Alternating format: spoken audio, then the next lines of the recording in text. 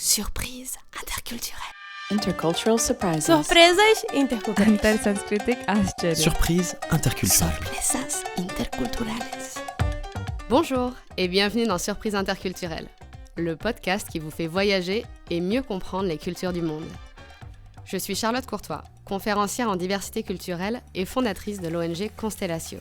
Je vous propose de vous raconter des histoires et anecdotes de voyage où j'ai été surprise par des réactions ou des coutumes d'ici et d'ailleurs. Le but ? Découvrir ensemble ce qui est à la base de ces surprises pour savoir comment décoder, comment réagir et comment anticiper tout ça. Allez, je vous laisse découvrir l'épisode du jour. Bonne écoute!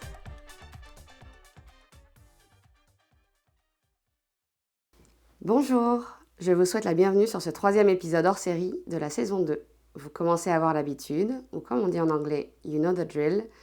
En parallèle des épisodes solo classiques de Surprise interculturelle, je vous propose désormais une rencontre inspirante par mois. Alors ce mois-ci, j'accueille une personne chère à mon cœur, quelqu'un que je connais depuis très longtemps. Mon invité a un parcours hors norme aussi remarquable que sa personnalité n'est solaire. J'ai nommé Monsieur Jean-Luc Fourier. Bienvenue Jean-Luc. Merci.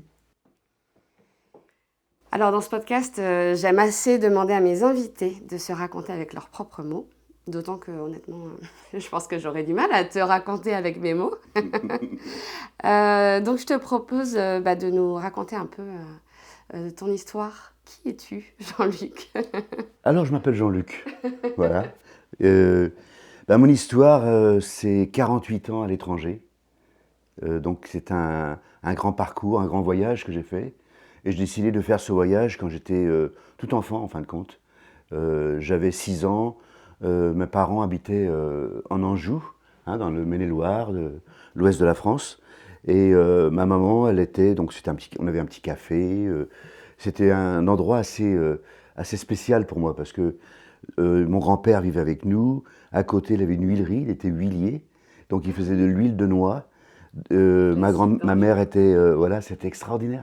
Et ma mère, elle était dans le café. Mon père, il travaillait à l'extérieur, dans une usine. Et donc, je suis né dans cet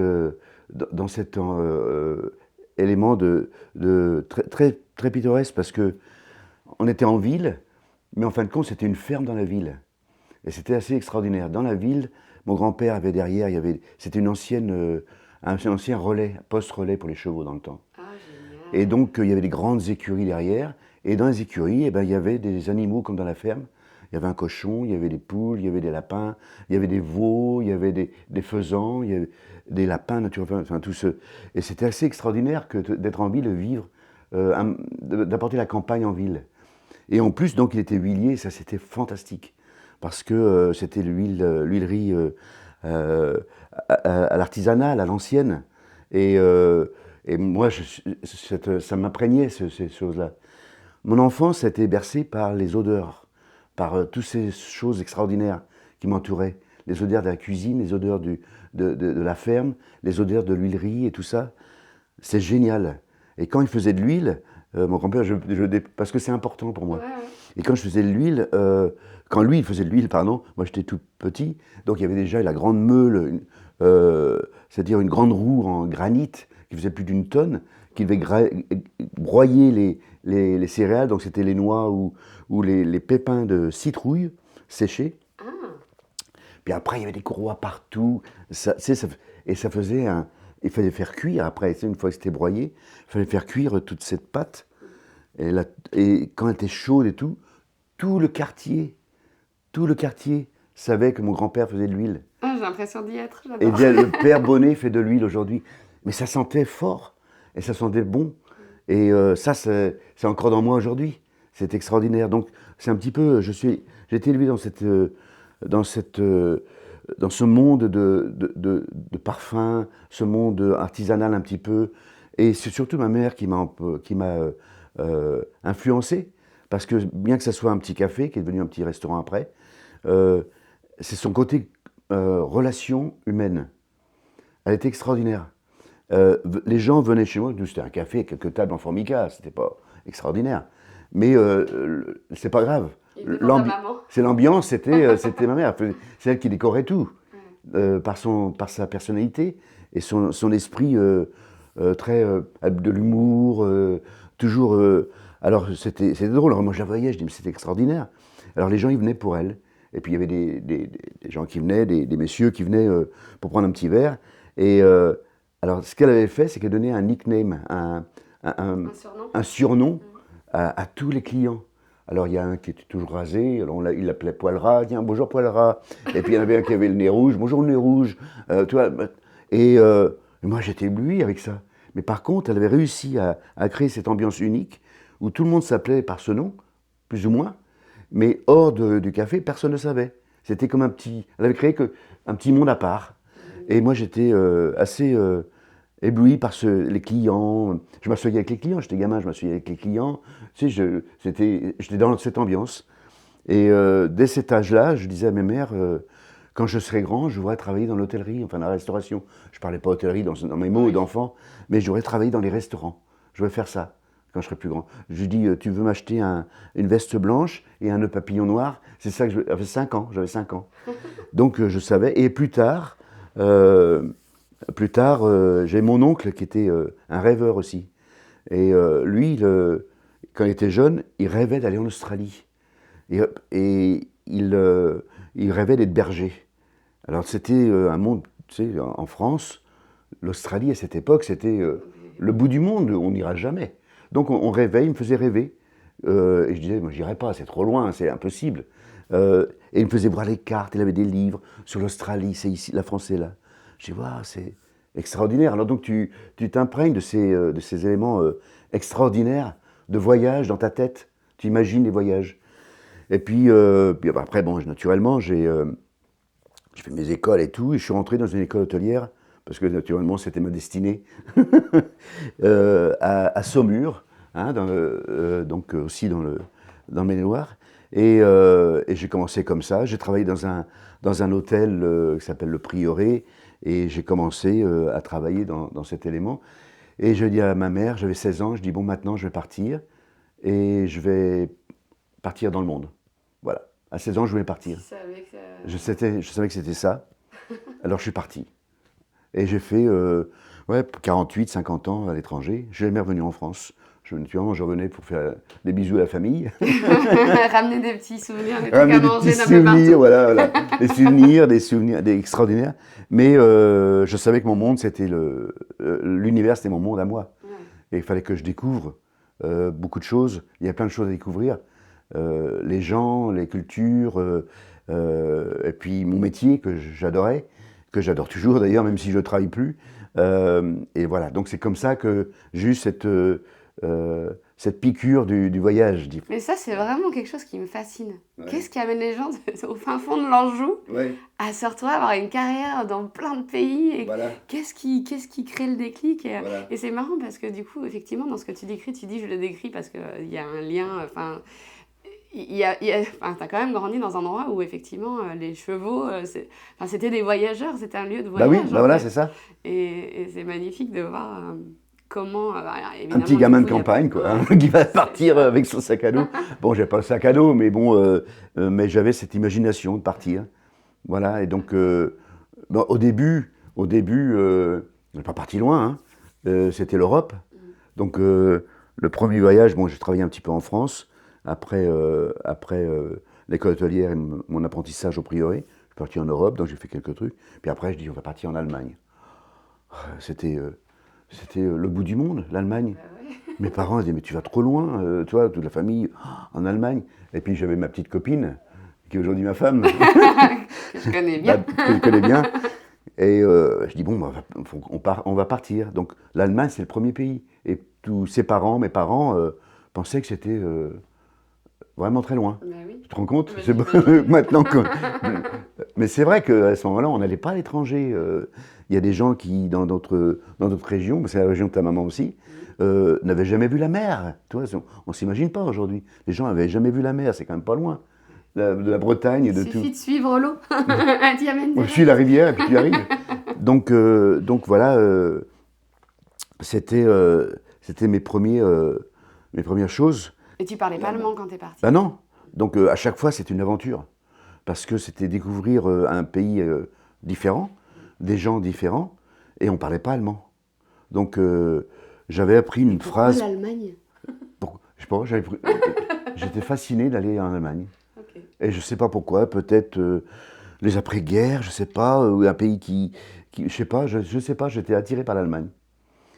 Et donc, tu avais une phrase, tu disais par... Oui, j'avais appris une phrase par cœur dans le dictionnaire, parce que je ne parlais pas allemand, mais j'avais des bons bagages, parce que j'étais bien dans mon métier déjà.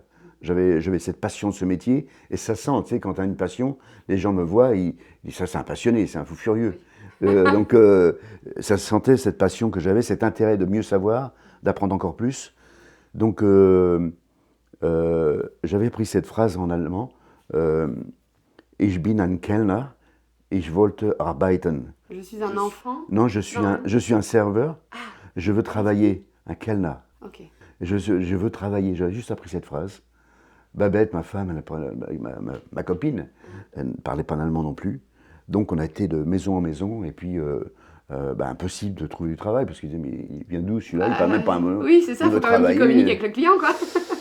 Et puis après, 3 semaines, un mois, on était une petite voiture, on allait de maison, de restaurant, en hôtel et tout. Impossible, c'est gentil, mais non. Et après, à Stuttgart, on arrive à Stuttgart, on a trouvé un directeur d'un grand complexe de restauration. Il y avait 6 restaurants, je crois, 5 restaurants. C'était un gros truc, c'était le truc de Stuttgart.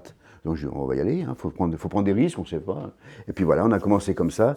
Le directeur, un Allemand vachement sympa, qui parlait français, ça a aidé.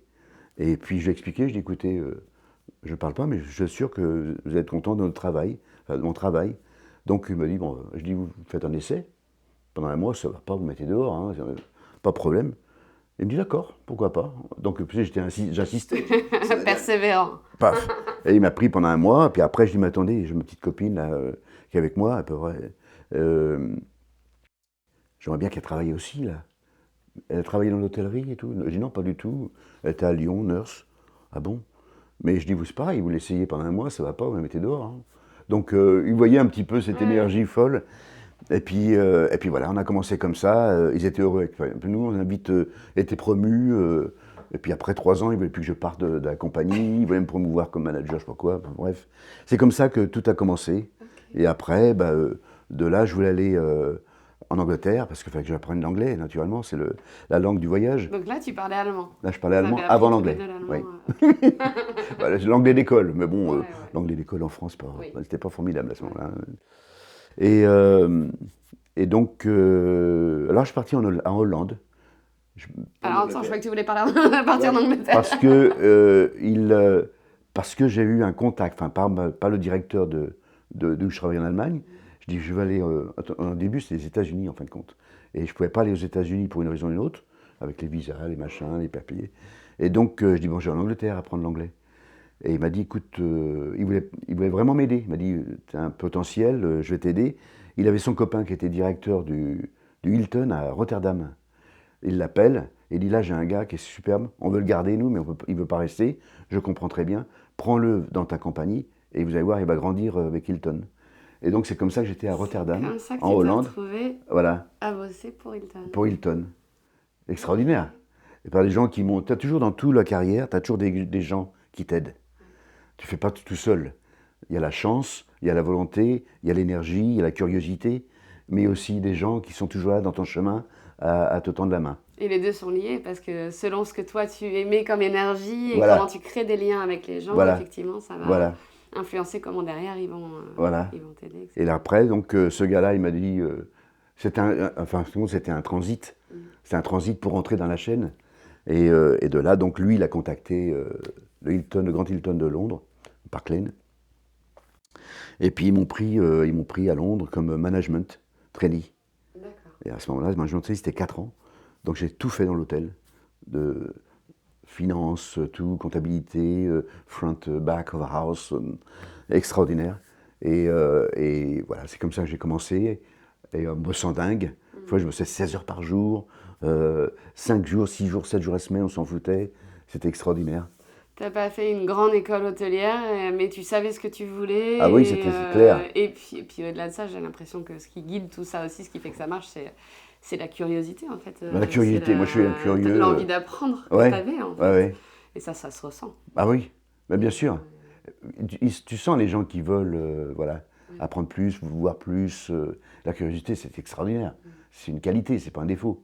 C'est c'est une grande qualité. Oui, C'est je une suis grande tellement qualité. d'accord. Je le dis tout le temps. Et partout où tu voyages, tu le fais toi aussi, on Ouais. se connaît très bien. Parce que moi, je l'ai connue, elle était toute petite. Et c'est parce que quand tu voyages, tu veux pas juste faire ce qu'il y a dans les guides. Tu veux voir plus, tu veux pousser une porte qui est fermée. Tu dis, qu'est-ce qu'il y a derrière cette porte? Et aussitôt que tu pousses la porte, tu découvres un monde différent. Et C'est plein ça. d'autres portes, Ah, en plus. fantastique. L'une emmène à une autre. Et, Voilà. non, Donc c'est comme ça que tout a commencé. Et puis de là, je dis, bon, le voyage, on va y aller, quoi. Et donc, bon, après, on a fait l'Angleterre. Bon, c'était fantastique, mais c'était mes débuts. Hein, les débuts, j'étais jeune, hein, j'avais 20 et quelques années. L'Angleterre et après la Belgique.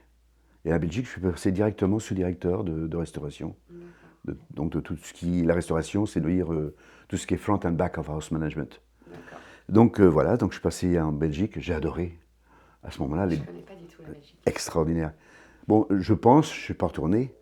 Je pense, ça fait combien de temps ça? Oui, ça fait presque une quarantaine d'années. Mais je pense que ça a un peu changé, comme tous les pays ont changé hein, en 30-40 ans. Les Belges, des bons vivants, ils aiment la vie, ils croquent la vie, bien manger, bien boire, donc c'était mon métier, c'est fantastique. Ça tombe bien. Donc, et j'étais super créatif, donc je faisais plein de trucs dingues, mais des trucs dingues, c'est incroyable. Tu avais une liberté, en fait. J'avais une liberté. Ouais. D'action. D'action, je faisais ce que je voulais. Mm. Le directeur m'avait fait confiance, donc je faisais plein de choses. Tous les mois, il y avait des choses, des activités dingues. Et naturellement, tu apprends aussi à gérer le personnel, à gérer un hôtel, à gérer tout ça. Donc ça c'était vraiment un tremplin pour moi, de me donner cette liberté et illimitée. Donc c'était fantastique. Et j'ai beaucoup aimé. La Belgique, c'est un pays qui est très très proche, Mm. autant géographiquement que culturellement. Mais est-ce que tu as vécu des... Enfin, est-ce que tu as observé des différences culturelles? Parce que souvent, Ah oui. en fait, on s'attend, tu vois, à avoir Ouais. un choc culturel quand on part en Indonésie. On en reparlera peut-être d'ailleurs à l'autre bout du monde. Mais j'ai l'impression que c'est presque parfois plus surprenant dans des pays plus similaires parce qu'on ne s'attend pas à la différence. Voilà, parce que moi j'arrivais d'Angleterre, naturellement, on parlait anglais. Hein. Donc là en Belgique, on le sait tous, c'est deux pays dans un pays. C'est les Flamands et les Wallons. Hein, donc, c'est vraiment ça en fin de compte. Ils te le montrent vraiment. Donc il y a ce genre de friction linguistique, culturelle entre les deux. Power. Moi, ceux qui sont plus business, money maker. Alors, moi, je suis entre les deux, parce que j'étais français. Donc, oui, souvent, au téléphone, ça m'arrivait très souvent, où je parlais à quelqu'un, et je parlais en français. Alors, l'autre, il ne me répondait pas. Hein. Donc, c'est comme la Parce que Catalogne c'est un flamand, voilà, c'est il y a ça. ce côté, Et puis, lui me répondait en flamand. Alors je dis excusez-moi, moi je suis pas belge et je suis pas belge, mais je parle pas flamand, voilà. Et le mec il parlait français. Tu vois, il switchait. Ouais. Et si j'avais été belge, il n'aurait pas switché. Tu vois, c'est dingue. Ouais. Cette stubbornness, ils sont stubborn dans leur truc. Ouais, Et c'était dommage. Mais tu joues en fin de compte, il ne faut pas le prendre personnel. Il faut jouer avec. Et moi, partout où j'ai voyagé, j'ai joué avec ça, pas moquer, mais jouer avec la culture, l'apprendre, et puis le prendre de beau côté, et puis un petit peu sourire de ça, parce que en fin de compte, c'est pas profond. Il faut jouer avec tout ça. J'adore cette approche de jeu. Ouais. Et moi, j'ai vraiment cette approche-là aussi, de dire, mais en fait, c'est amusant Ouais. d'aller comprendre les petits, Voilà. les petits trucs qui Voilà. vont faire que le quotidien, alors d'une part, va être plus facile, mais qu'en plus, ça va devenir une clé, Bah ouais. tu vois, un outil, en fait, Ouais. finalement, pour Voilà. tisser des liens. Et, Ouais. Donc voilà, et D'accord. bon, entre-temps, j'ai vécu à Tahiti quand j'étais un peu plus jeune aussi. Ouais. Après, quand je suis parti de chez mes parents, Ouais. et j'ai vécu à Tahiti. C'est pareil, ça devait être une... C'était mon premier ça, voyage. Ça reste officiellement la France, mais, Voilà, mais mais culturellement, c'était mon premier ça grand peut être voyage. complètement Presque différent. 24 heures pour aller là-bas, l'avion et tout.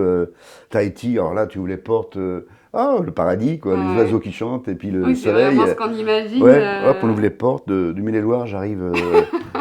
Waouh, c'est extraordinaire. Ah, moi, naturellement, quand on est jeune, j'ai adoré. Je dis, ça sera ma vie, quoi. T'avais quel âge à ce moment-là? Bah, j'avais 19 ans. D'accord. Ouais, 19 ans et demi. Et ouais, j'avais adoré. Et mais c'est un piège. Parce que c'était quand tu es comme ça. Bon, il faut dire que c'est l'époque Woodstock, plus ou moins, toi. On était plutôt cool. Hein. Et bon, bah là, c'est super, pieds nus dans le sable, tout. Et, mais après un moment, je dis, bon, c'est bien, mais je ne vais pas rester toute ma vie ici. Donc je suis revenu et dit, il faut que je fasse une carrière, faut que je travaille, faut que je fasse ma vie. Je ne peux pas rester toujours avec les cocotiers. T'as toujours eu, parce que t'as une carrière assez exceptionnelle et on en parlait de persévérance, de curiosité, d'envie d'avancer dans ton métier, etc. T'as toujours eu une ambition, tu vois, un côté carriériste, j'ai envie de construire Oui. ma carrière. Ah oui, Ouais. j'ai eu C'est toujours vraiment cette marqué du ambition. choix, quoi. C'est une ambition, enfin. Moi, j'ai toujours cette ambition d'aller beaucoup plus loin. Ouais. À chaque fois, quand je travaille quelque part, je voyais mon patron, je dis un jour, je serai à ta place. Dans ma tête, j'ai un jour, je serai à ta place. Et après, je dis un jour, je serai à ta place. Donc, en fin de compte, j'ai été à l'étranger pendant plus de 48 ans. Et je ne suis jamais revenu en France. Et donc, tu as fait Et à combien peu de près temps avec 18 pays. Hilton? Parce qu'on parlait d'Hilton à Rotterdam. Et après, parce que, donc, À Hollande. pour donner un petit peu de contexte, Oui, nous, on s'est connus en Australie. Donc, tu parlais de l'Australie Ah ouais. et de ton oncle tout à l'heure. Ouais. Donc, on s'est connus en Australie Ouais. quand tu étais directeur du Hilton là-bas, à Sydney. c'est ça. Ouais, c'est ça. Et donc c'était quelques années plus tard Un que peu ce plus que tard, tu quand même. racontes, tu Je vois. crois qu'il y a Donc, combien peut-être de temps 25 ans entre les deux. Hein. Ouais, Est-ce que je... Et au total, tu es resté combien de temps avec Hilton, en fait? 30 ans. 30 ans. Ouais, 32 ans. Avec la c'est même bon. compagnie.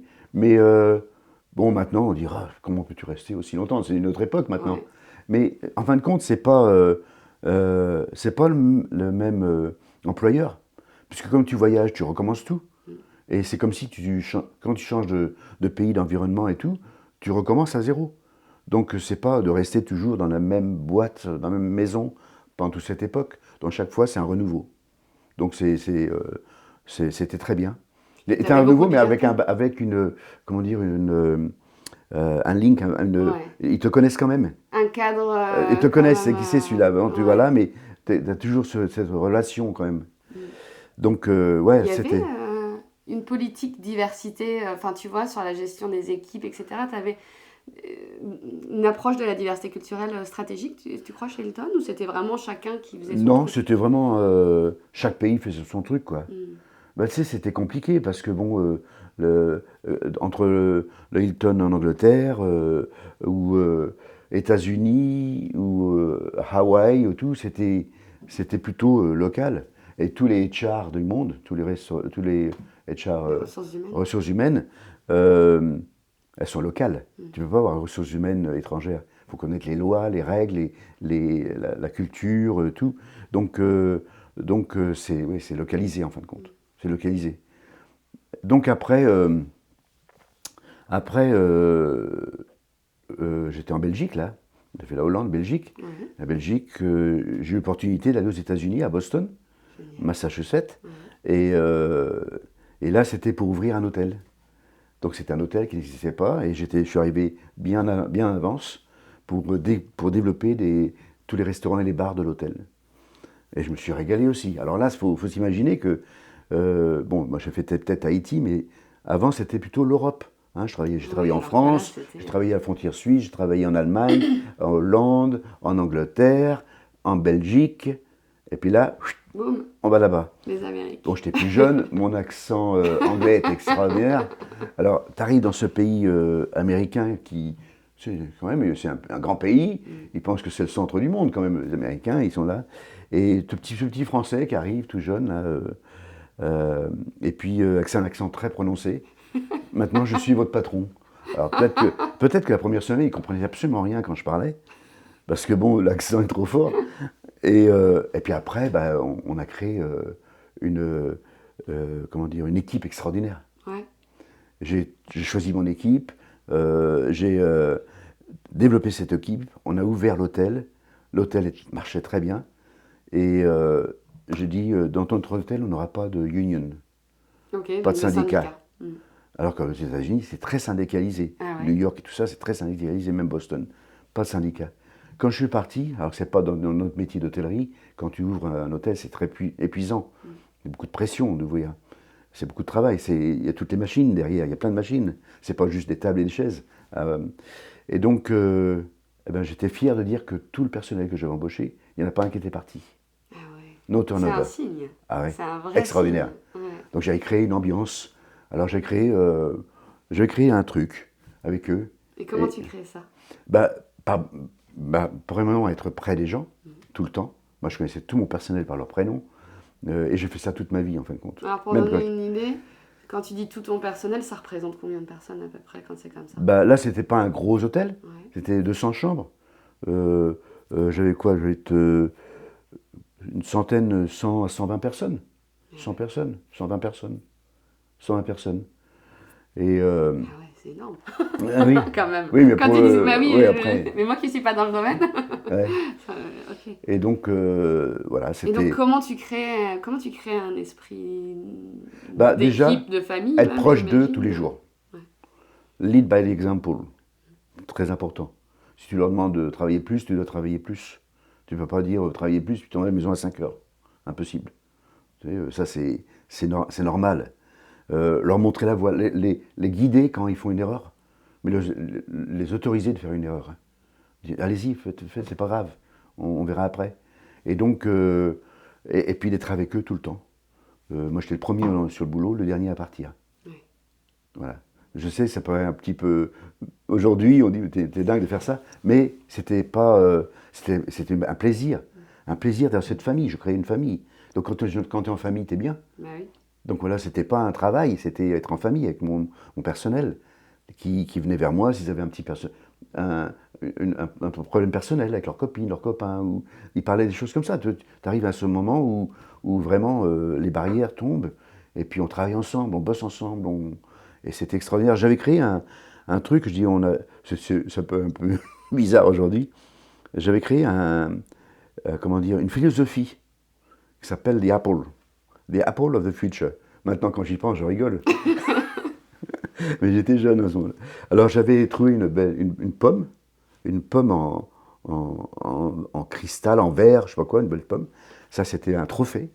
Et donc, l'Apple, j'avais créé des indicateurs de qualité pour tout le monde, front, back of house, tout le monde. Et puis, donc, j'ai expliqué l'Apple of the Future, donc j'ai fait... comment on parle aux clients, comment on travaille avec les copains, avec les autres, comment on s'entraide. Il y avait toute une règle que j'avais créée pour qu'on travaille ensemble. Et puis, donc c'était, nous, c'est la pomme de l'avenir. On va mettre cette pomme pour l'avenir. On va croquer dedans. Et puis tous les mois, j'avais le trophée passait d'une main à l'autre. Celui qui avait fait le mieux ce mois-ci recevait C'était la un pomme, trophée, donc. un trophée. D'accord. L'Oscar. Ouais. C'était l'Oscar. Puis on faisait un petit drink ensemble. Ce mois-ci, c'est Robert. Ok, Robert. Pourquoi? Parce que c'est pas par hasard pour lui faire plaisir. Il y avait les clients qui disaient le mec est sympa, ou les autres personnels qui les lisaient. Ils disaient il est trop gentil, il m'a aidé à réparer ma voiture pour venir travailler. Tu vois, que des trucs comme ça. Et ça, vous le racontiez sur ce moment de remise de trophée? Oui, oui, oui. Le pourquoi? Ah oui, oui, oui. Parce que c'est quelque chose qui m'intéresse beaucoup. Pardon. C'est le storytelling, l'utilisation du storytelling, de l'histoire, de la narration pour transmettre des valeurs, et notamment du coup dans le cadre de l'entreprise, de comment tu vas utiliser les histoires de chacun pour donner un exemple pour tous en fait. Bah voilà. Mais le secret du bon management, c'est quoi? C'est pas de regarder ce que les gens ils font mal, mais de regarder ce que les gens font bien. Et puis quand ils font bien, il faut leur dire c'est super ce que tu fais. Et puis de publier. Et quand tu fais ça, ça change carrément l'approche. Parce que tu mets les gens en valeur. Tu vois. Donc après, ça c'était ça. Après je suis parti à Hawaï. Attends, j'ai une question d'abord, excuse-moi. Donc là, quand vous arrivez à New York, vous êtes déjà allé en Belgique, donc vous avez déjà votre première fille, Mallory? Alors, oui. Donc, parce que tu parles d'une famille ma copine, très très présente. Donc, tu te rappelles de ma copine? Oui, je me rappelle de ta copine. Je suis parti en Allemagne avec, puis en Angleterre. Oui. Entre-temps, on s'est mariés. C'est incroyable. Bien sûr, on avait créé tous les deux ce même rêve de partir. On n'avait aucune intention de revenir en France. On savait que c'était notre voyage pour la vie. Là, on était partis, c'est parti. Et puis entre-temps, c'était en Belgique qu'on a eu notre première fille, Mallory, donc une petite Belge, et qui a continué le chemin avec nous. Et après, une deuxième, tu verras plus tard, une deuxième enfant. Et elles ont fait tous ces parcours, et ça a aussi développé leur caractère et leur approche, et leur façon de voir les gens. Aussi, c'est surtout ça. On en parlera parce que ça m'intéresse beaucoup. Bah ouais. En tant que fille d'expat, évidemment, ça m'intéresse toujours de voir comment... tu as eu aussi une expérience comme ça, toi, avec... Quel voyage sur comment tu te construis, en fait, en tant que personne. Tu te construis énormément, c'est extraordinaire. Mais donc, quand tu racontes cette histoire de... On a créé une famille avec le Hilton, avec l'hôtel, etc., sur place, comment ça se passe pour ta famille? Parce que tu dis, j'étais premier arrivé, premier parti, etc. C'est difficile. Et ils ont leur place dans... Ouais. Ils font partie de cette famille ou c'était vraiment... Oui, quand j'étais à Boston, oui, ils faisaient partie de cette famille. Plus tard, ça devient plus difficile, parce que je suis monté en grade et tout ça, tu verras. Mais à ce moment-là, oui, le soir, j'allais à la maison 7 heures, ou je revenais après, ou des trucs comme ça, quoi. Quand je savais qu'il y avait de l'activité, je revenais là, à l'hôtel. Donc, on habitait près de l'hôtel, donc c'était facile. Et la famille, elle a été intégrée. Et puis, venez voir à l'hôtel, ils faisaient partie de cette famille. Ma famille faisait partie de cette famille. Et Mallory, elle était petite, et tout le monde la connaissait, elle prenait dans les bras, les serveurs, tu vois, c'était la famille. Elle faisait partie de, voilà. Ma femme, elle l'appelait Babette, elle l'appelait pas Madame Fourier, tu vois. Babette, bonjour. Voilà, donc c'était partie d'une ambiance extraordinaire. Donc, vous êtes parti à Hawaï. Alors, attends, je vais te dire un tout petit truc, une parenthèse, que j'y pense maintenant, parce que ça va te faire rire. Donc, j'ai créé tous ces bars et ces restaurants à Boston. Et en sous-sol, il y avait un bar, il y avait un espace. Et là, j'ai créé un bar avec mon directeur, parce que j'étais numéro 2 dans l'hôtel. Et on voulait créer un bar de lounge club, evening. Et ce bar, on l'a appelé Chicks. Pourquoi Chicks? Tu sais dire Chicks en anglais? Chicks avec 2 E. Ouais, avec 2 E. Donc les joues, mais aussi et les ça, fesses. Voilà. Et le logo était vraiment très intéressant. Chicks. C'était le C de Chicks. Et pourquoi Chicks? Parce que tout le bar tous les murs, c'était Botero. Ah, c'était Botero. Parce que faut qu'on vous raconte que ceux qui me suivent beaucoup savent que je suis allée en Colombie plusieurs fois récemment, et donc Jean-Luc et sa femme Babette sont venus aussi en Colombie, donc on a en plus j'étais aux anges de voir le maître. Donc c'est une petite parenthèse. Donc Botero, le sculpteur colombien extraordinaire, avec des formes oversized, très voluptueuses. Enfin bref, je ferme la parenthèse, mais c'était quand j'étais là-bas, j'étais content de voir. Botero sur les murs. Alors, tu as marqué hommage à Botero, on avait marqué en dessous. Enfin bref, donc après c'était Hawaï. Donc on a vécu à Hawaï pendant un certain temps. Et là, entre cette époque, on m'avait contacté pour devenir vice-président de l'Asie. D'accord. Donc ça montait très vite. Encore tout autre cadre. Un autre cadre. Donc de l'Europe, je suis parti aux États-Unis, des États-Unis en Asie. Et pour moi, j'étais jeune, c'était quelque chose d'extraordinaire, j'y pensais pas. Je voulais monter en grade, mais je voulais devenir peut-être directeur d'hôtel. Mais là, c'était vice-président. Même ton ambition ne t'avait pas... Oh non, c'était rapide, là, c'était rapide. Donc, on prend les challenges, même si on ne sait pas tout. On prend le challenge, on dit on verra bien. On verra. Mais le challenge n'était pas le mien, il était aussi de ma famille. Ah, bien sûr, oui. Parce que là, on savait que c'était un gros morceau. Un gros morceau où il y avait beaucoup de voyages, il y avait beaucoup d'absences. Donc on a bien sûr, on dit oui, on ne dit pas non à une opportunité extraordinaire. Et donc, j'étais à Hawaï avant de partir au Japon. D'accord, donc c'était le Japon. Le Japon, c'était le head office, rayonnement. parce que le président de l'Asie-Pacifique était basé là-bas. Donc, on est parti à Tokyo. Et là, il y a encore une autre... parce qu'il n'y a pas de cultural shock. Ça n'existe pas. Il n'y a pas de choc culturel. Il n'y a pas de choc culturel, ça n'existe pas le choc culturel. C'est dans ta tête de dire qu'il y a un choc culturel. S'il y a un choc culturel, c'est parce que tu n'es pas préparé. Il n'y a pas de choc culturel, ça n'existe pas. Par tous les pays que j'ai faits, j'ai jamais eu de choc culturel. Mais par contre, tu ouvres tes yeux, tu dis, c'est fantastique, mais si c'est un choc, tu es à la mauvaise place, pour moi. Donc, quand on arrivait au Japon, tout le monde disait « Va pas au Japon, t'as une petite fille, t'as ta femme et tout, ça va être la catastrophe, tu vas vivre dans une petite boîte, là, tu vas être tout petit, les Japonais, ils parlent pas anglais, personne ne parle anglais, tu seras à l'étranger au milieu de tout le monde. » Donc, pas une personne nous a dit « Allez-y ». Plus on me disait « Faut pas y aller », plus je disais « Mais ça va être extraordinaire ». Ça m'étonne. Faut y aller, faut y aller, c'est extra. Et Babette est extraordinaire parce que malgré tout, l'équilibre entre le travail et la famille, c'est elle qui le faisait. Bien sûr. C'est elle qui faisait le link entre moi et la famille. Donc, elle prenait le challenge aussi avec moi. Je n'étais pas tout seul. C'était un challenge à trois. Et voilà, on est parti au Japon. Et au Japon, c'était fantastique. Fantastique. Mais on disait, mais c'est pas ce qu'on nous a décrit.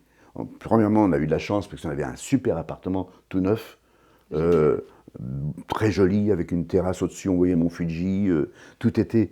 Parce que là, on parle il y a longtemps, hein, c'était en quoi, dans les années... 90, Mallory était tout ouais, petit. en 90. Et oui, parce que Mallory, elle avait 5 ans quand on arrivait. Voilà. Et là, c'était extraordinaire. Donc, j'ai travaillé donc, de Tokyo et j'étais en charge de l'Asie, donc je voyageais tout le temps. Toujours, toutes les semaines. Parti.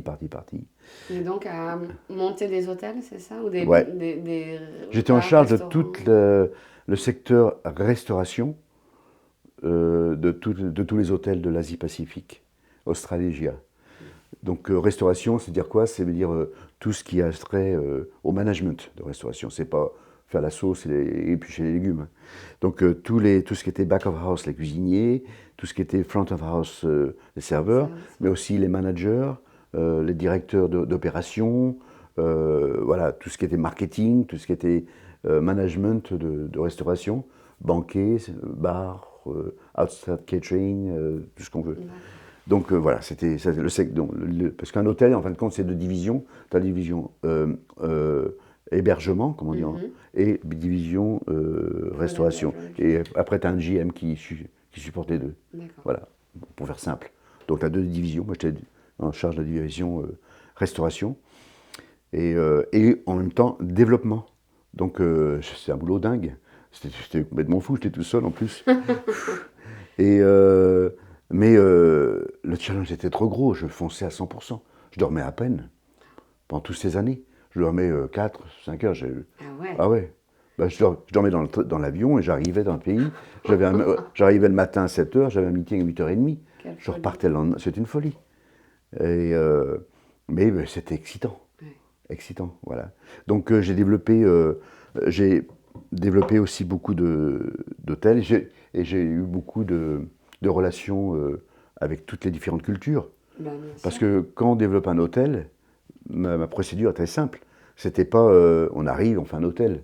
Avant c'était comme ça, on fait un hôtel, on va faire un restaurant avec un buffet pour le breakfast et pour le petit déjeuner, et on va faire un restaurant gastronomique, généralement c'est de tendance française, très nappe blanche et silver, et puis un restaurant peut-être local et un bar dans le lobby. Ça c'était la formule.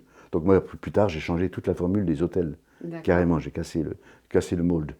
Mais par contre, quand j'allais, peu importe où j'ouvrais des hôtels, je faisais toujours une recherche locale. Partout.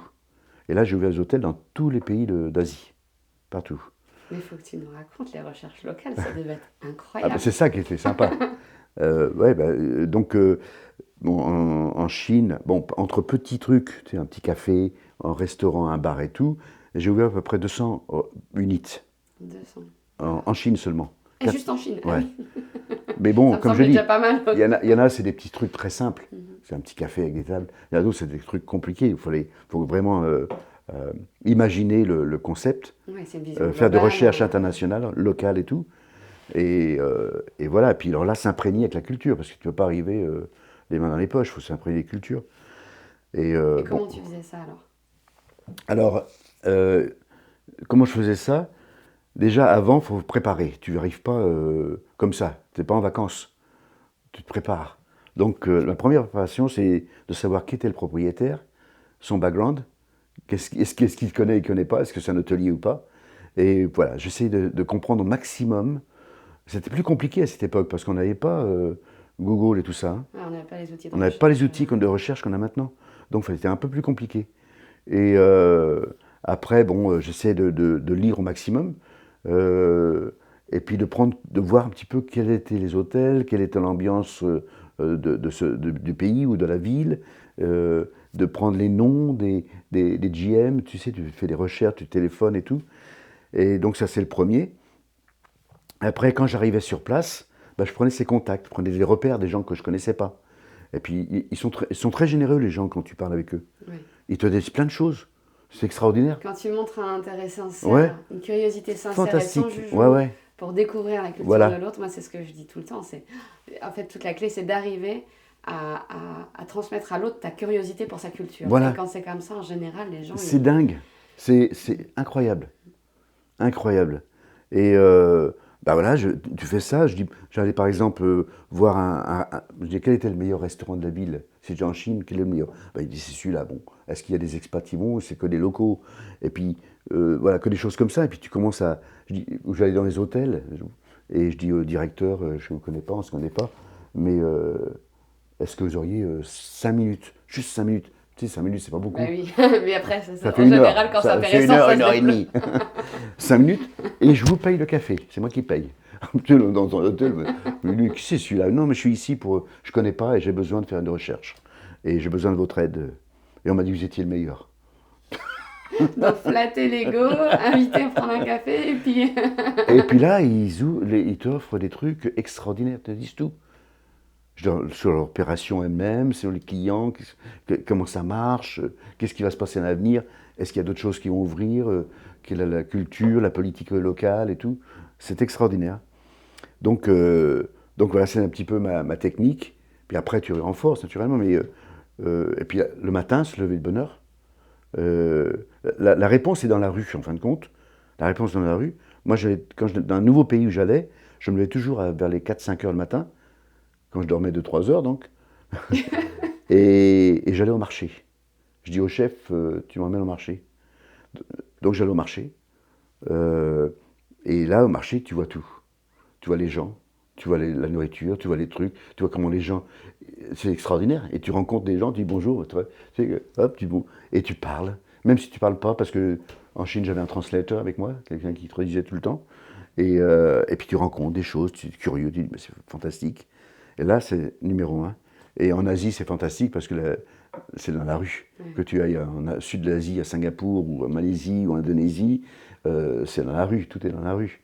Donc tu te confonds dans la rue, tu vois les gens, et là tu as beaucoup de réponses, tu as beaucoup d'indicateurs. Donc voilà, c'est comme ça. Et par exemple, quand j'étais en Chine, parce que je pense que ça va t'intéresser, c'est que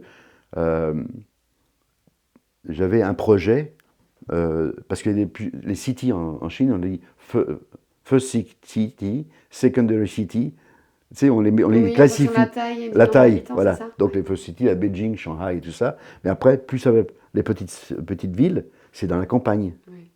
Hein, petite ville, mais il n'y a pas beaucoup d'habitants, il y a peut-être 7 millions d'habitants, c'est tout. C'est un petit village de 7 millions, toi. Voilà, c'est pas grand-chose. C'est rien du tout. C'est rien du tout.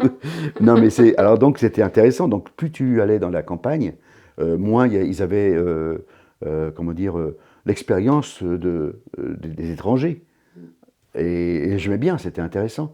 Alors une fois, on devait développer un projet. Donc moi, je voulais faire ma recherche. Donc je vais là-bas pendant plusieurs jours pour faire ma recherche, rencontrer des gens, parler, savoir. Et le propriétaire, ils ont dû faire beaucoup d'argent, donc il m'envoie son chauffeur. Il lui avait donné des consignes pour... parce que je dis, moi, je veux voir. Il faut m'emmener dans les choses. Je veux manger la meilleure cuisine de la ville. Je veux manger parce que je veux connaître, parce que la Chine, c'est complexe. Hein. C'est que... C'est 7 régions de différentes cultures, en tout. Culinaire aussi, certainement. Et donc, je dis, moi, je veux connaître votre culture et tout ce qui se passe ici. Donc, le chauffeur, il vient, il m'emmène, et puis on va manger. Et puis, on mange, chinois, local. Ouais. Puis après, on continue, je sais pas quoi, et puis il me dit, alors, comment c'était, c'est bien, c'est bon, hein, tout ça. Mais je dis, non, c'est pas bon, c'est dégueulasse. pas dit dégueulasse quand même, mais je dis, ben non, c'est pas bon. Et puis il me regarde, il est surpris, parce que tu sais, il voit un étranger, il pense qu'on va aimer automatiquement, et je savais que c'était pas bon. C'était Oui, pas c'est bon. même pas une question C'était pas c'est bon. une question de qualité, là, de Voilà, base, en fait. la C'est même qualité, pas, la façon est-ce dont que c'est cuit et tout. chinoise te plaise, Je dis, c'est pas votre cuisine locale. Je dis, non, c'est pas ça. C'est pas je bien. refuse de l'accepter, Oui. que ce soit ça, votre Et alors là, il culture, était surpris culinaire. parce que, tu sais, ils emmènent dans un truc typiquement touristique, quoi. Tu vois, avec des grands buffets, des machins. J'ai dit, c'est pas ça. J'ai dit, non, c'est pas bien. Alors, il était surpris. Il a appelé le grand patron. Et le grand patron, il a dit, il y a Monsieur Fourier, là. Il a dit que c'était pas bon. Il dit, qui c'est ce petit Français qui vient nous emmerder en Chine? Et puis, il dit, ok, on revient vous chercher demain. Donc, c'était un dimanche, moi, le plus. Et puis, mais là, c'est le grand patron qui est venu, le gros propriétaire, Pression. développeur. Il dit, je vais vous emmener quelque part. Et alors là, on quitte la ville et on fait un trajet d'1 heure, je ne me rappelle plus exactement, dans la montagne. On arrive dans une ferme. Ils avaient mis une table dehors. Il y avait des poules partout, machin et tout. Et Retour à la maison.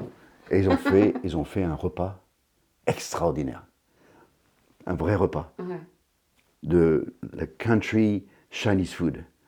Je dis, ah, c'est paradis. Mais il y avait des plats, hein, il y avait En des fait, plats. pour découvrir, il faut dire emmenez-moi chez votre grand-mère. Voilà. Mais ce qui s'est passé, c'est qu'ils ne pensaient pas que j'allais dire que c'était pas bon, parce qu'ils me faisaient voir du truc touristique. Et là, je dis, c'est fantastique. Ce qui s'est passé, c'est qu'entre lui et moi, on avait cassé les murs, on a cassé le mur.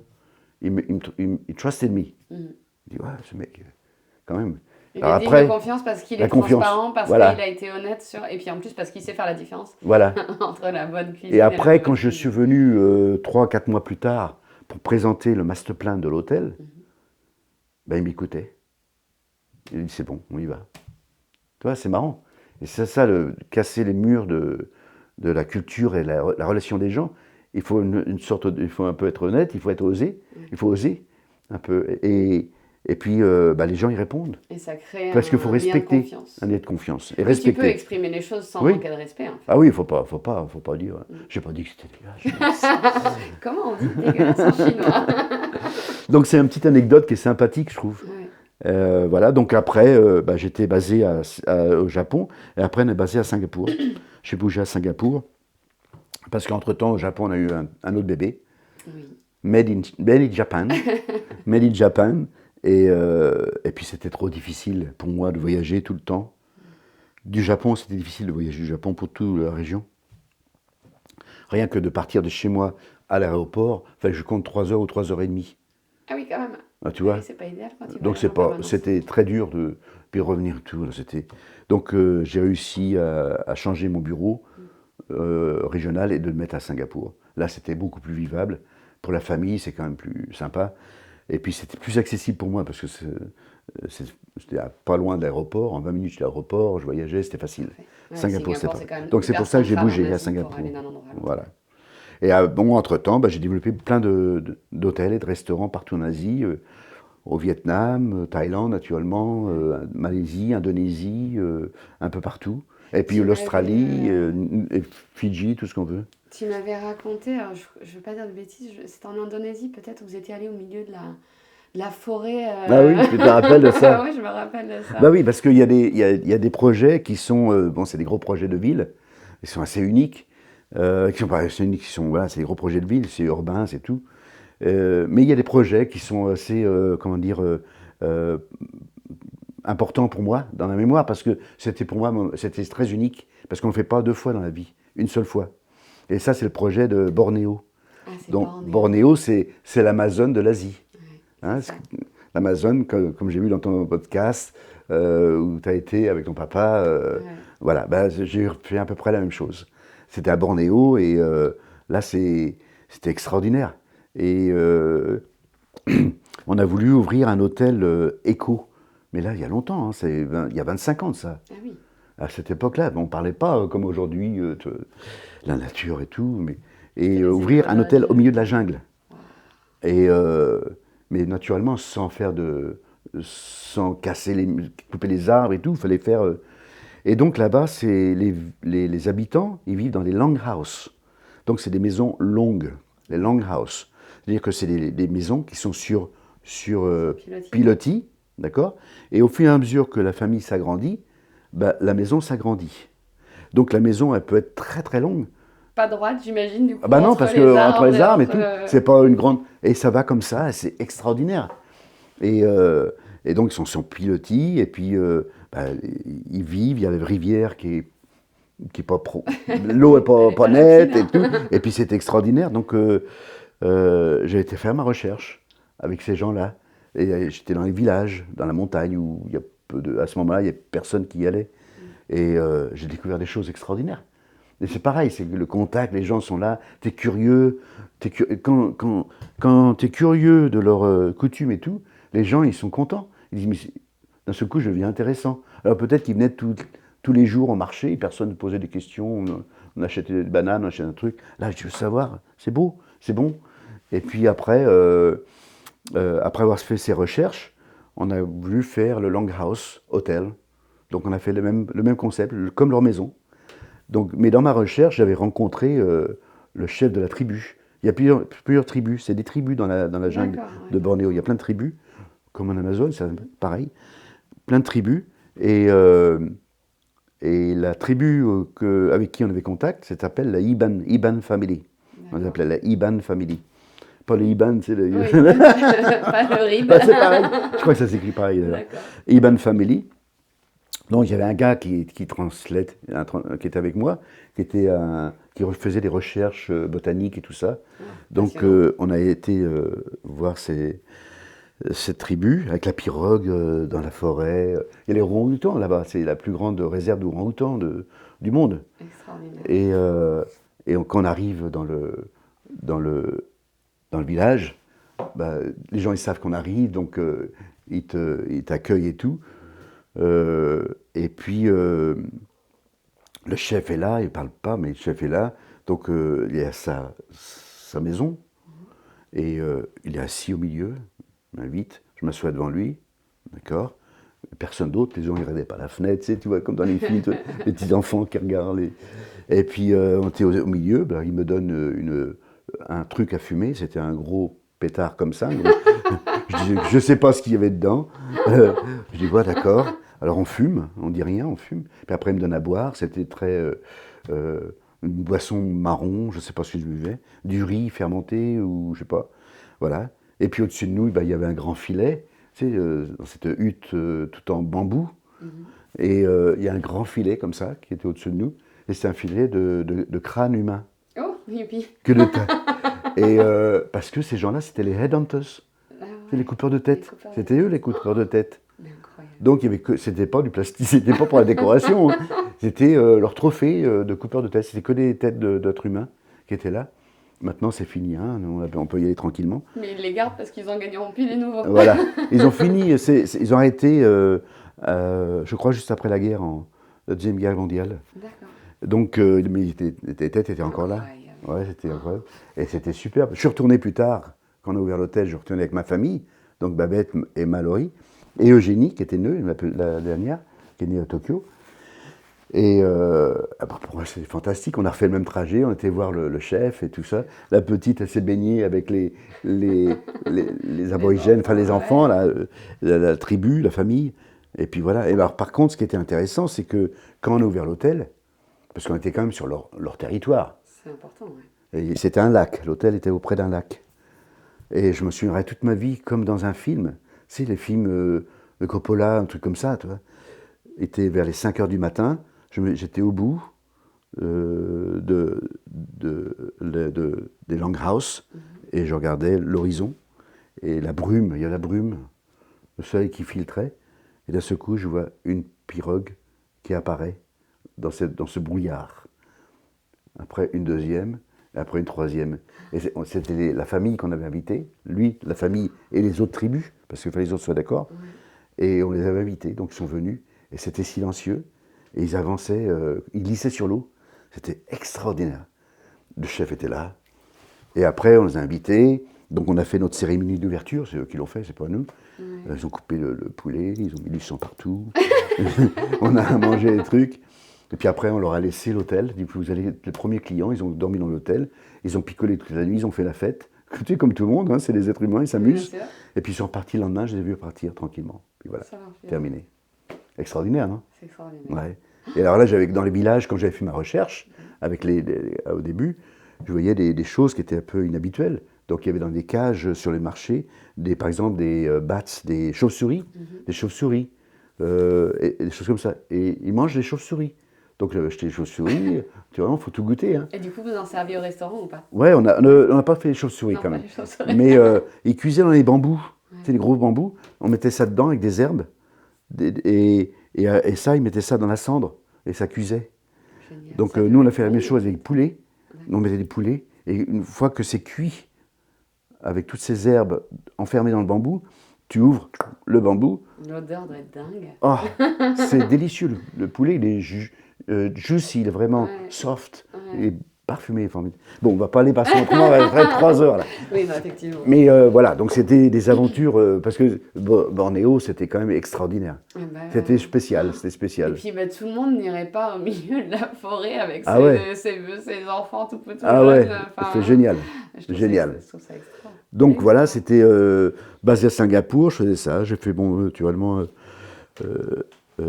toutes les villes, comme je disais, Indonésie et tout. Puis après, après, je suis parti en Australie. C'est là qu'on s'est connus. C'est là qu'on s'est connus. Et en Australie, parce que je voulais plus voyager comme ça, j'avais 2 enfants. Ma femme, on se voyait pas du tout. Oui, bah, c'est ça. Mais pas du tout, on ne se voyait plus. Donc je dis on arrête. En Australie, là j'ai abandonné mon job de VP. D'accord. Et là, je suis devenu directeur d'hôtel à Sydney. Et Il y a pire 3 comme hôtels. endroit. Et en Adelaide, en Australie du Sud, South Australia. Et puis c'était bien. C'était très très bien. Et bon, on s'est fait plein d'amis. Et puis bon, c'est un autre monde. Là, j'étais plus un père de famille presque. Ouais. Parce que là, mais on était dans l'hôtel. Mes enfants sont nés dans un hôtel. Donc, et ils ont vécu dans le milieu hôtelier. Mais là, j'ai le moyen d'être plus les pieds sur terre. Quoi. Et il y avait un confort différent aussi. Un confort différent. Voilà. Et après l'Australie. Non, vas-y. Si, vas-y. On va finir le parcours. Vas-y. C'est le tour du monde. Après l'Australie, je suis reparti à Singapour, où là, j'ai ouvert ma compagnie. Ouais. Et là, je faisais des développements partout en Asie. Mais là, c'était pour mon compte à moi. D'accord, là, Voilà. t'as quitté le groupe. Le groupe, et j'ai ouvert une compagnie là, et j'ai ouvert une compagnie à Jakarta, Indonésie. Également. Voilà, où j'avais des restaurants. Donc c'est bien avoir hands-on. Attends, j'avais noté, et maintenant je ne l'ai pas noté, j'avais vu un truc, je ne sais plus comment tu l'avais écrit dans une de tes expériences pro. C'était. C'était Travel Globally. Yeah, Comment c'était? C'est quoi la Think Global, Cook Local. Think Global, Cook Local. J'ai trouvé génial. Et ça, c'était un logo que j'avais créé, une phrase que j'avais créée il y a très très longtemps, quand je voulais changer le concept hôtellerie. C'est-à-dire qu'avant, on était très international. Tous les hôtels dans le monde, on ouvrait sur le même format. Comme je disais tout à l'heure, le coffee shop avec le buffet, petit déjeuner, lunch, dîner, un bar dans le lobby, et voilà. Et là, j'avais dit, on arrête tout ça, on enlève les buffets, on fait des grandes cuisines ouvertes, et on fait la cuisine locale. Donc, on peut très bien penser international, mais être local. Pourquoi être local? Parce que si tu deviens local, tu n'attires pas les voyageurs businessmen pour tes restaurants. D'un seul coup, tu deviens un restaurant local, un concept local, un hôtel local. Et quand tu es local, c'est fantastique. Toute la communauté se supporte. Et donc, c'était un truc que j'avais inventé, mais il y a très longtemps, il y a une vingtaine d'années, et qui m'a toujours suivi. Quand je l'ai lu, Oui. ça m'a fait tilt, j'ai trouvé ça super. C'était marrant parce qu'une fois, j'avais reçu un mail de je ne sais qui disait on a beaucoup aimé ça, j'ai vu ça quelque part, enfin, dans mes présentations. Après, je faisais des présentations en public et tout. Et il m'a demandé est-ce que je peux utiliser votre logo. Si, je dis pas de problème. Ça ne t'appartient pas. Oui, S'il ne m'avait pas demandé, il l'aurait fait. Ouais. Je dis pourquoi Et pas. puis les valeurs sont trop belles pour être gardées juste pour nous. Bah ouais, faut partager. Think Global. Think Global, Cook Local, voilà. Bah, en plus, voilà. Ouais, bien sûr. Donc voilà, oui, oui. D'accord. Et du coup, en termes de management, parce que du coup, tu avais des équipes des salariés de plusieurs pays, etc. Est-ce que pour toi, c'est quoi un bon manager interculturel? Est-ce que tu as des tips, des astuces, des bonnes pratiques à partager sur le management vraiment d'équipes multiculturelles? Bah, déjà, quand tu es manager, le premier truc, sors de ton bureau. Number one. You can't manage people without seeing people. Il faut être près d'eux, comme j'avais dit au début. Ouais. C'est qui. Et donc ça, c'est très très important. Et malheureusement, aujourd'hui, les gens qui sont managers, directeurs, VP, présidents, peu importe, ils sont disconnectés du vrai monde. Et c'est ça le problème que nous voyons aujourd'hui, c'est cette séparation entre les gens qui font, qui délivrent, qui sont en contact, eux, ils sont en contact avec la clientèle tout le temps, pas les managers. Et donc, s'il y a un gap entre les deux, ça ne marchera jamais. Donc, le premier, c'est d'être en contact avec les clients et le personnel. Tout le temps, tout le temps, tout le temps. Mais pas le faire pour bien faire, parce qu'on raconte des bêtises aussi. Hein. Entrepreneurship, give them a sense of entrepreneurship. Laissez faire, mais you have to preach what you say. Il faut le mettre en action. Il faut le montrer. Donc ça, c'est le numéro un. Le deuxième, c'est de bien t'entourer. Personne ne sait tout. Et si tu es manager, moi, je ne sais pas cuisiner. Je ne suis pas un cuisinier comme les chefs que j'avais. Je n'ai jamais prétendu. Mais par contre, je parle leur langage. Je sais ce qu'ils font. Je sais. Je n'ai pas peur d'aller en cuisine, d'ouvrir leur frigo, de dire, voilà, chef, ça ne va pas, ça. Parce que je connais, j'ai mes bases de qualité. Lui, il sait vraiment comment le faire. J'ai mes bases de qualité. Donc, il faut savoir ce que les gens y font, même si ce n'est pas ton métier. Donc, là, c'est le numéro un, et donc bien s'entourer. Et à chaque fois, je me suis toujours bien entouré. Il ne faut pas avoir peur d'avoir des gens autour de toi qui savent mieux que toi. Le rôle du manager, c'est pas de savoir mieux que tout le monde. Non, c'est de gérer, d'être bien accompagné. Mais ça, c'est une règle pas pour l'hôtellerie, c'est pour tout le monde. Comme ta question, c'est aussi global. Donc voilà, c'est ça. Mais ce qui est intéressant dans ce que tu dis, ce que ça éveille en moi, c'est la diversité culturelle. En l'occurrence, tu l'as énormément, j'ai l'impression, dans la restauration, parce que tu as aussi la diversité culturelle métier. Oui. Tu as des cultures métiers qui sont très différentes et qui doivent coïncider, cohabiter, travailler ensemble et construire ensemble. Voilà. Donc ça, c'est très très important. Puis après, oui, c'est, comme on dit, manage by example.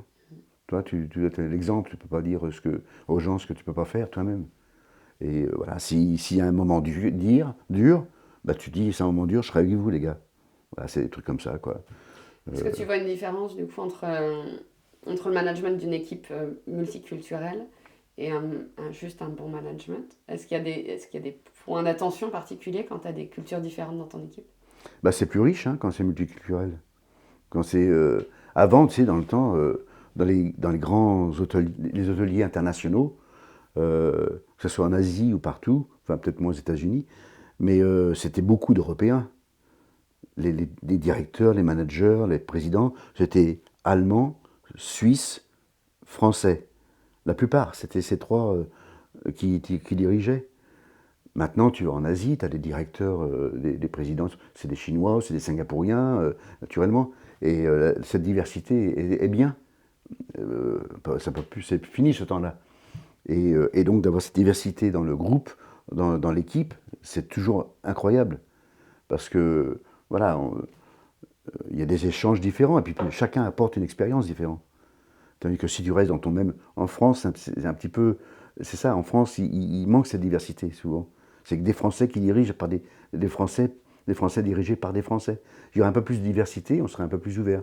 Je ne dis pas que... Je ne veux pas dire à 100%. Je sais qu'il y a des univers en France où il y a cette diversité. Mais cette diversité est positive. C'est positif. Donc voilà, donc c'est enrichissant. Oui. Respecter aussi les religions et tout ça. Voilà. Ça ne va pas toujours être évident d'ailleurs. Les différences peuvent être telles que comment tu combines les particularités de chacun dans un cadre qui est global pour tous. Ouais. En tant que manager, ça ne va pas toujours être...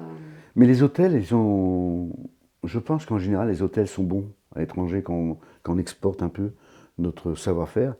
Tu sais, on a des chambres, on a des salles pour faire les prières. Si c'est même, tu sais, quand j'étais en Indonésie, pour les musulmans, il y a des temps, on leur donne un temps, ça fait partie du travail, ça fait partie de ce respect. Le fait de se poser la question pour le client Voilà. fait qu'on se pose la question pour le salarié. Voilà, oui. Donc, ouais, c'est ça. C'est une ouverture d'esprit, en fin de compte, que tu développes. Aussitôt que tu as quitté ton pays, il faut que tu développes cette ouverture d'esprit.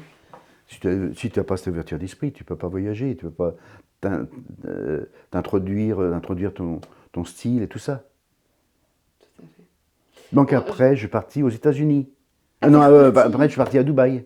Ah oui, à Dubaï. Oui. Mon parcours, je suis presque C'est au bout, incroyable. Et à Dubaï, plusieurs années à Dubaï.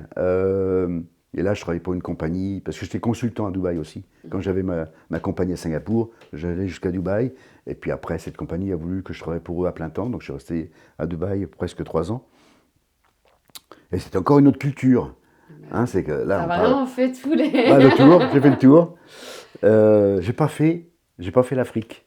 C'est vrai. J'ai pas fait Oui, l'Afrique. C'est vrai que dans ta liste, Ouais, là... y a pas l'Afrique. ouais. Et puis Dubaï, c'est encore autre chose. C'est une autre façon de travailler, une autre façon de respecter tout ça. Et tu dois t'adapter à chaque C'est fois. la clé. Voilà. T'adapter, Et puis poser plein de après, questions. après la France. Et après la France. Je suis Et revenu. bien justement, je voulais t'en parler de ça. Puis, parce que bon, après, je me rends pas compte depuis combien Quelle de heure temps il on est? parle. On Ah, pourrait je passer sais pas. 5 heures à parler comme ça. Ah oui? On passe souvent 5 heures à parler comme ça. Comment ça s'est passé le retour en France? Parce que là, ça fait quelques années que vous êtes rentré en France. Oui, ça fait. Moi, ça fait 5 ans bientôt. Il y a souvent le choc culturel, souvent, c'est celui du retour au pays. C'est-à-dire que là, le choc est peut-être plus ici que dans les autres pays. Dans les autres pays, tu sais que tu vas découvrir quelque chose qui n'est pas à toi, et donc tu dis, bon, il faut que je m'adapte. Donc en France, tu es chez toi. Mais le problème, c'est que j'ai quitté il y a 48 ans, plus ou moins. Et je reviens 48 ans plus tard.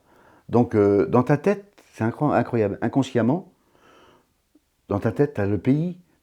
Mon pays, c'est celui que j'ai quitté. Il est resté figé. Quoi. Oui, c'est fou. La culture, les gens, la politesse, le respect, tout ça. J'ai toujours été là-dedans. Bon, naturellement, je revenais en France pour quelques vacances, une semaine, 2 semaines, c'est pas pour voir la famille. Mais là, on restait la famille. On mange le midi, le matin, midi et soir, on fait que ça. Et on repart. Tandis que là, on était vraiment, faut se rééduquer. Et ça, c'est un petit peu plus compliqué. Je Pourquoi sais. c'est compliqué? Parce que y a des déceptions. Il y a des déceptions, c'est pas ce qu'il y avait. Naturellement, on me dit, bah oui, tu sais, je ne vais pas dire, oui, mais dans mon temps. Mais non, c'est pas ça. C'est que la culture française, toi, les gens, il y a un profil. Chaque pays a un profil. Ouais. Le profil du Une citoyen. tendance Le profil de la générale, quoi. tendance générale. Après, ça évolue, c'est différent, plus ou Voilà. moins éloigné de la tendance, mais Voilà. il y a une tendance générale. Bon, je ne peux pas pleurer là-dessus parce que tous les pays du monde ont changé Bien et sûr. changeront encore demain. Donc là, c'est pas le cas. Mais bon, pour moi personnellement, voilà. Mais bon, c'est un détail que j'ai vite à absorber, ce changement et cette adaptation, parce que c'est un pays extraordinaire. Parce que tu sais, on dit, le monde, on critique, les Français sont les plus grands critiqueurs de leur pays. J'ai jamais compris ça.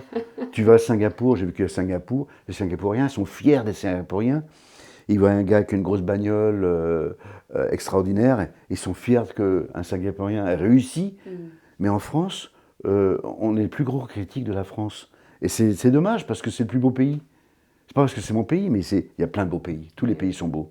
Tous les pays sont beaux, mais c'est une diversité naturelle en France incroyable. Culinaire, naturelle, tout. Parce que l'histoire est trop forte. Une histoire extraordinaire, l'histoire, quand tu vois. Et donc, on devrait remettre ça en question par l'éducation des enfants, des gens. Dites, mais regardez ce que nous avons, c'est un trésor. Il ne faut pas l'abîmer, le trésor, là.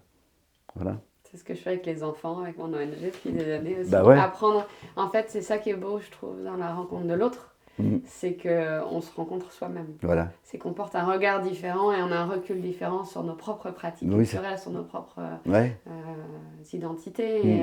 Et c'est ça qui est magnifique. Et mieux on se connaît, moins on se sent menacé par la différence. C'est ça, exactement. Donc, Bon, alors, je te pose une dernière question avant de faire les questions bonus de la fin, parce que Question Oh. bonus, d'accord. Mais avant les questions bonus, je voulais te demander, parce on en a parlé, c'est vraiment une question qui m'intéresse, c'est quel regard tu portes du coup sur tes deux filles qui ont voyagé toute leur vie, sur quel impact ça a eu sur elles, dans comment elles sont construites en tant que Ouais. personnes. Mallory Eugénie. Mm. Donc, Mallory, l'aînée, née en Belgique. Aucune n'est née en France, donc née en Belgique.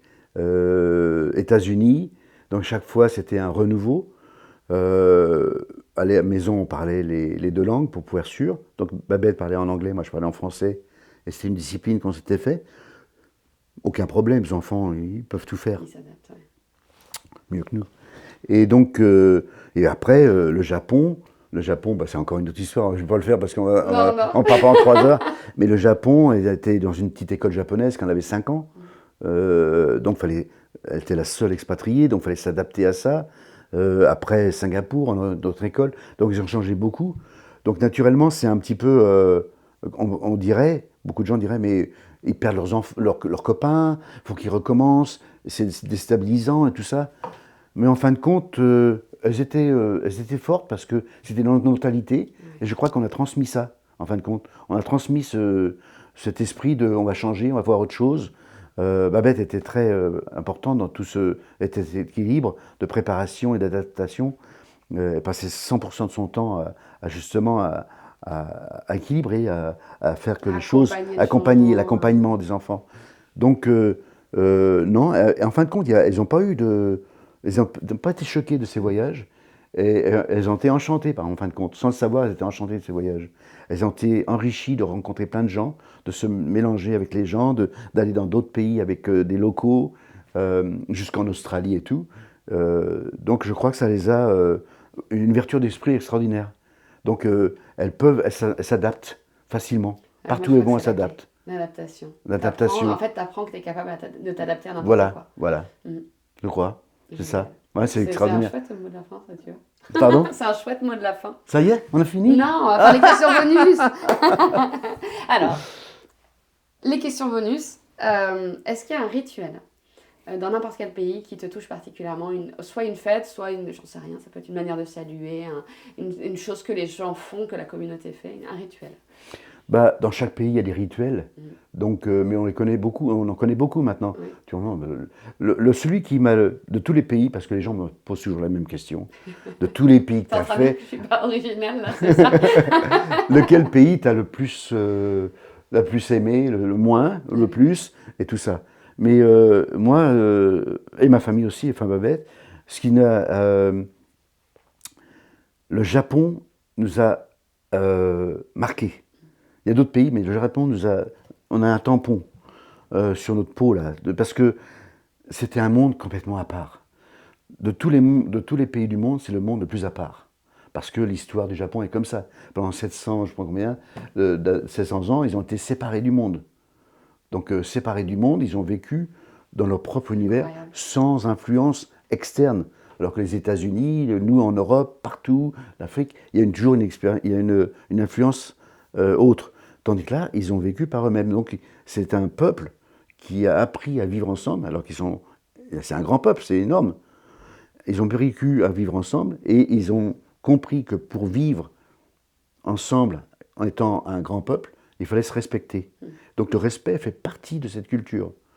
Alors il y a le respect humain, la politesse et le respect nature. Un arbre, c'est un arbre, parce que c'est leur arbre. Donc on n'importe pas des choses de l'Amérique du Sud. On n'importe pas, comme nous on faisait en Europe il y a des années. Eux, ils n'importent rien, c'était tout chez eux. Et donc ils respectaient tout ce qu'ils voyaient. Et c'est toujours dans cette culture. C'est faire communauté. Voilà. Et donc la politesse, le merci, tout ça. Et des choses qu'on a appris, comme moi j'étais appris quand j'étais gamin. Et quand je le voyais au Japon, mais je me dis, ah, on faisait ça, c'est vrai que mes parents me disaient de faire ça. Mais là-bas, il y a cette politesse extrême qui est agréable. C'est bien. Et ça, c'est un rituel que j'aime beaucoup. Cette manière de montrer le respect via la politesse. Voilà. Et ça, c'est le truc qui m'a le plus marqué dans tous mes voyages, c'est le Japon. Est-ce que, et je sais que cette question est très difficile parce que je sais comment tu fonctionnes, on est pareil. Est-ce qu'il y a un plat Un plat. Ouais, un plat traditionnel que tu aimes particulièrement? Alors, moi je suis curieux, gustatif, la gastronomie et tout, mais gastronomie c'est un mot qui est un peu tordu parce que les gens ils pensent gastronomie que c'est, il faut que ça soit 2 étoiles Michelin pour être gastronome. Non, gastronomie ça peut être une cuisine, un plat local qui est extraordinaire. Donc moi je parle gastronomie dans le sens de bien manger, de découvrir les produits et les plats et les gens qui sont derrière. Dans tous les pays, j'ai toujours bien mangé. Par exemple, j'ai vécu dans les pays arabes, il y a des cuisines extraordinaires. Hein, c'est pas, naturellement, l'Europe, on mange bien. Le Japon, extraordinaire. Donc il y a toujours des plats intéressants. Mais la cuisine qu'aujourd'hui, si tu me dis, allez, on prend la voiture, on prend l'avion, ça c'est pas. On va, Tu peux manger un truc. un truc, je vais à Singapour. C'est vrai. La cuisine de le Southeast Asia, toute la Malaisie, Indonésie, c'est une cuisine, comment dire, enivrante, où tu respires cette cuisine, c'est bon, ça sent, les goûts sont énormes, parce que c'est des goûts mélangés, il n'y a pas qu'un produit. Il y a une synergie des saveurs. Donc ça j'adore. Et il y a un plat en particulier? J'aime bien, il y a des laksas qui sont extraordinaires. Oui. Quand je vais là-bas, une bonne laksa, c'est bon. Il y a plein de plats qui sont délicieux dans toute l'Asie du Sud.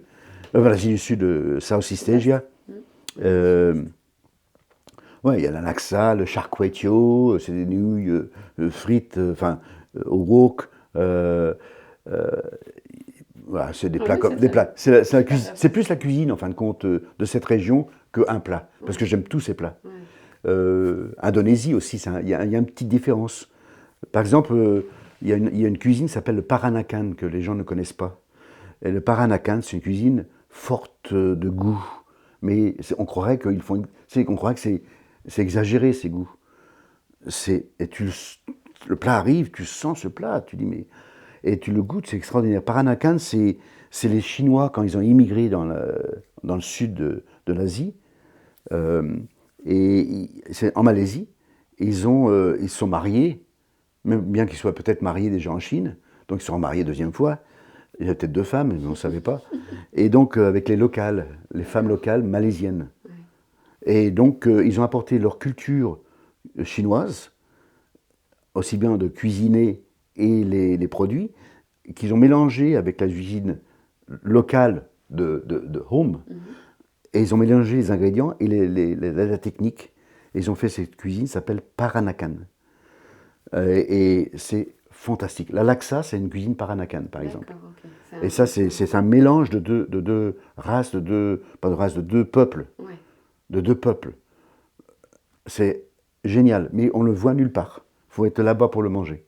Et si tu vas là-bas, il faut que tu manges Peranakan. Ouais. Tu le trouves à Singapour. Je te demanderai les bonnes adresses. Ouais, c'est génial. Génial. Une fois, j'avais emmené ma fille, Génie, la petite, parce que moi, je faisais beaucoup de recherches culinaires.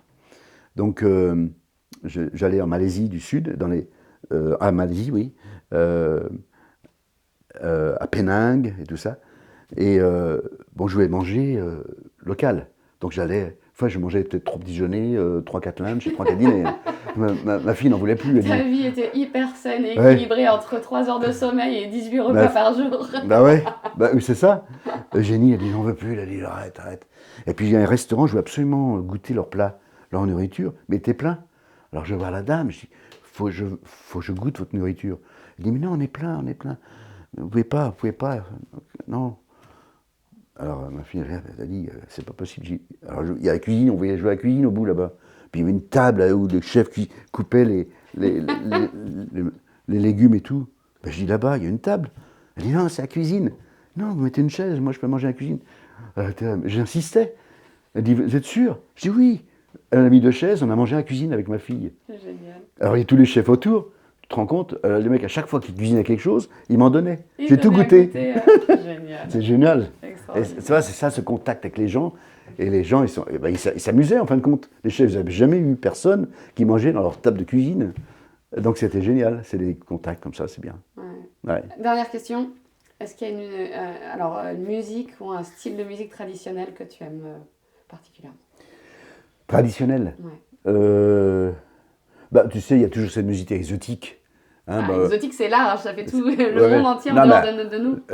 Bali, Indonésie, tu sais, toutes ces femmes qui dansent, les Thaïs aussi, qui sont très gracieuses et tout ça. Ça, c'est joli. C'était au Cambodge, les danses Apsara. Voilà, c'est joli, c'est beau. Ça, tu te fatigues pas de voir ça, c'est trop beau.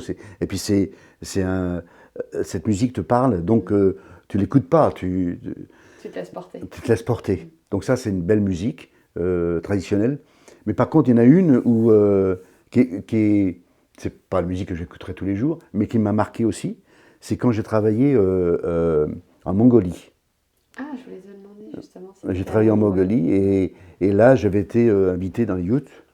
Et puis là, ils avaient chanté, je ne sais pas si tu sais, cette musique mongolienne. Les chants polyphoniques. Ouais. Cette voix qui sort, tu te demandes d'où ça vient. On croirait qu'ils ont un micro dans la gorge déjà, et un petit peu de tyrolien, je sais pas quoi.